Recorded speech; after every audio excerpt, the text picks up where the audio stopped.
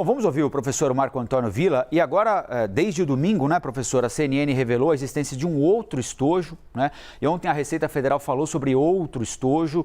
Não se sabe o que havia dentro desse outro estojo, mas também um presente vindo da Arábia Saudita. Não há registro da entrada desse outro estojo, ou seja, se entrou, entrou por sorte, porque o primeiro ficou na Receita Federal. O funcionário observou ali no equipamento de raio-x que tinha alguma coisa estranha na mochila do assessor do então ministro Bento Albuquerque. O caso vai ficando ao mesmo tempo mais claro, se isso é possível, né? Mais claro, a gente vai entendendo o que se passou, mas ao mesmo tempo com mais ponta solta, né, professor? Não, é verdade. Olha, ontem mesmo, bem, primeiro teve a revelação da CNN e depois no jornal Estado de São Paulo, no final da tarde, na edição online, um documento que mostra a pressão que sofreu o funcionário, chama-se Marco Antônio Santana, se eu não estiver enganado, da Receita Federal em Guarulhos, no aeroporto, por parte de um sargento que tinha sido enviado pelo coronel Cid, outra vez o coronel Cid. Isso de acordo com o documento, está escrito o documento, está lá, né? E que era para retirar aquelas joias. O funcionário manteve a firmeza republicana, é um exemplo de servidor público, e disse não, porque era ilegal o que estavam querendo fazer. Era a 8ª tentativa, 8 vezes para retirar 16 milhões e meio de joias que supostamente teriam sido dados como presentes à ex-primeira-dama da República. E aí é patético. O ex-presidente da República reconheceu o presente, a mulher não. Então acho que o casal não conversa, né? Porque o presente, salvo engano, o anel, a gargantilha, não era para o Jair Bolsonaro, presumo, né? Era para a mulher.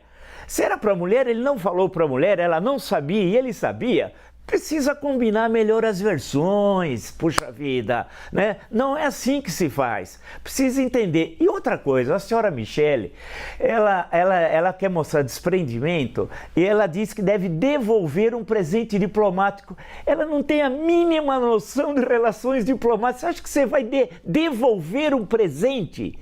E nem de relações pessoais. Aí eu indico o manual do Marcelino de Carvalho. Se a senhora não conhece, é fácil, eu posso mandar, me dá o endereço da senhora, eu compro e envio. Porque você não devolve um presente. Em suma, a história toda está pessimamente explicada. Eles queriam dar uma carteirada, né? E se apropriar de um bem público. A família Bolsonaro tem um velho problema. Desde a época que ele era vereador no Rio de Janeiro, o Jair, né? Que é confundir o público e o privado. Eles misturam as duas coisas. E eu também nunca vi, e eu quero que alguém me prove, por exemplo, que na história da República, desde o Marechal Deodoro da Fonseca, né? Um homem seríssimo, que lutou a guerra inteira do Paraguai, que perdeu 3 irmãos na Guerra do Paraguai, só para entender o que é um militar mesmo, né?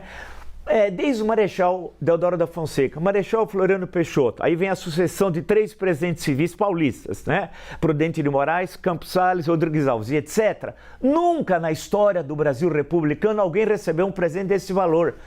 Esse presente deve ter tido uma contrapartida, eu posso perguntar, eu tenho direito de perguntar, né? Deve ter tido algum tipo de contrapartida. E teve o segundo revelado pela CNN.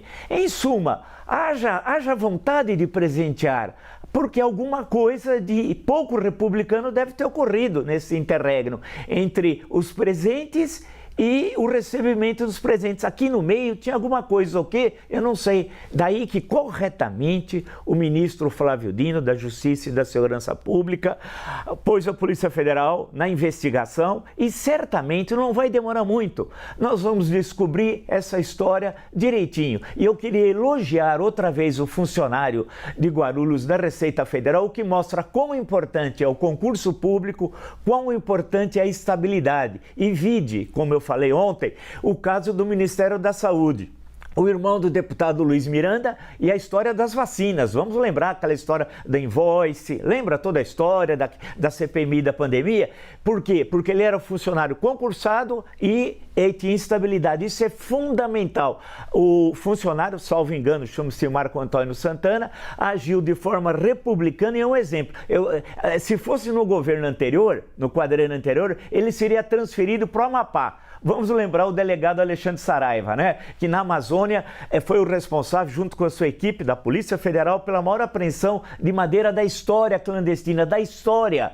Ao invés dele ser elogiado, ele foi punido, transferido para Volta Redonda. Então nós temos grandes funcionários públicos no Poder Executivo brasileiro, federal, que é o caso Intela, é um pessoal muito sério que trata as questões de forma republicana. E o presidente da República o ex-presidente, vai ter de explicar sim. E não adianta querer mentir, e muito menos devolver um presente. Isso daí, na verdade, é uma tremenda falta de educação diplomática e pessoal. E eu já sugeri um manual para a senhora Michele entender um pouquinho de educação.